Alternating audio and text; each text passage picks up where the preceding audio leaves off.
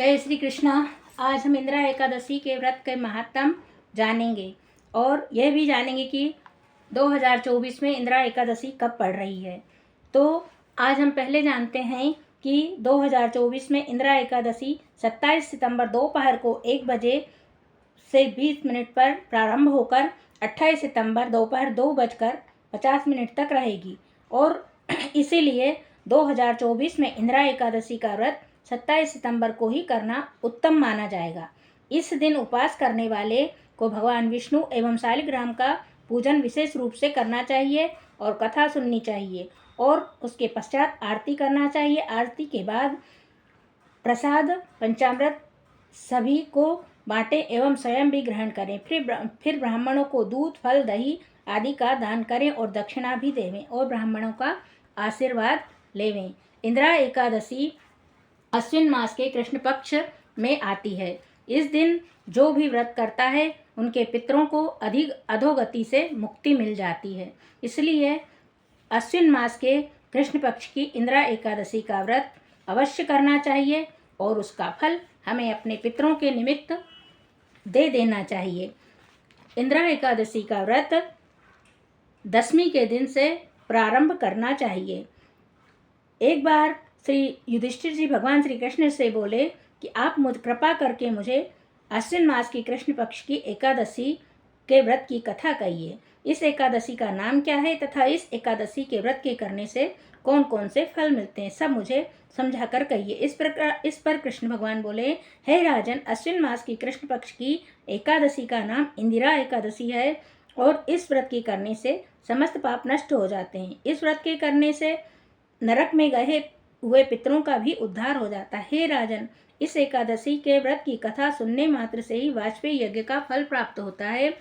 और प्राचीन युग में माहिष्मती नाम की नगरी में इंद्रसेन नाम का एक राजा राज्य करता था। वह पुत्र पौत्र धन धान आदि से परिपूर्ण था और उसके राज में सदैव सुख समृद्धि बनी रहती थी। एक समय राजा अपनी सभा में बैठा हुआ था, तभी आकाश मार्ग से महर्षि नारद जी का वहां पर आगमन हुआ। नारद जी को वहां आया हुआ देखकर उसने नारद जी के पूजन किया और अर्घ्य देकर उन्हें आसन पर बिठाया।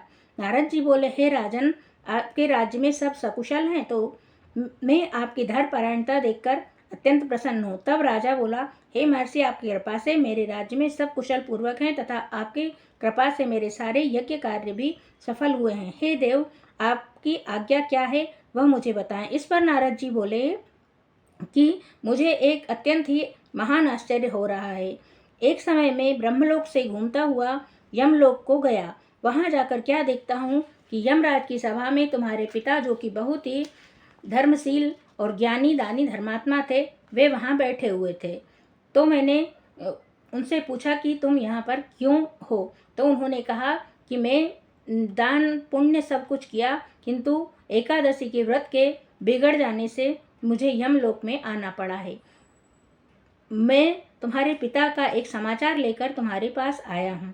मेरे राजा, तुम्हारे पिता ने कहा है कि मेरा पुत्र इंद्रसेन, जो कि महिष्मती नाम की नगरी का राजा है, वह यदि मेरे लिए इंदिरा एकादशी का व्रत करेगा और उसका पुण्य मुझे दे दे तो मेरी मुक्ति हो जाएगी और मैं वापस स्वर्गलोक में जाकर निवास करूँगा।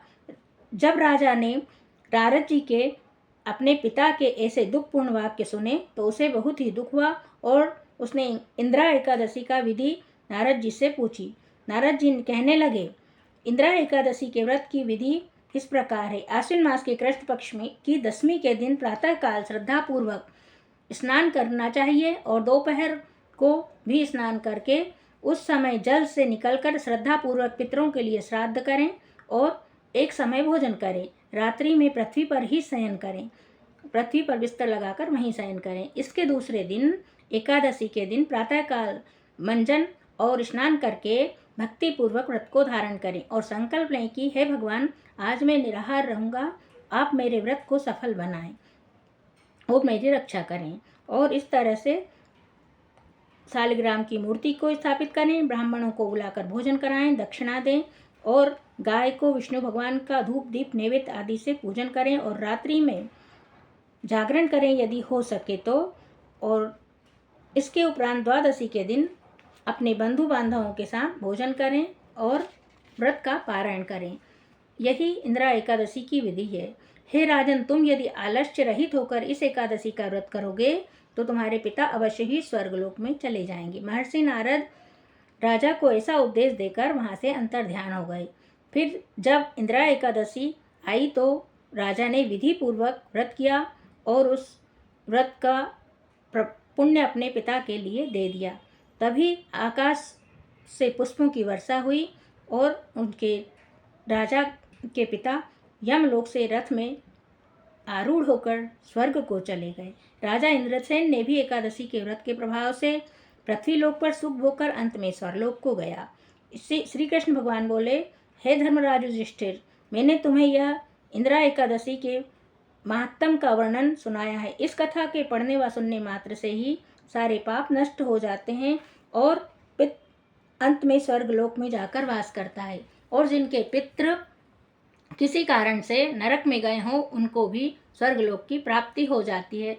जो मनुष्य इस व्रत को करेगा और उसका पुण्य अपने पितरों के लिए दान कर देगा, उसके समस्त पाप नष्ट हो जाएंगे और उनके पितरों का भी उद्धार हो जाएगा। बोले कृष्ण भगवान की जय, विष्णु भगवान की जय।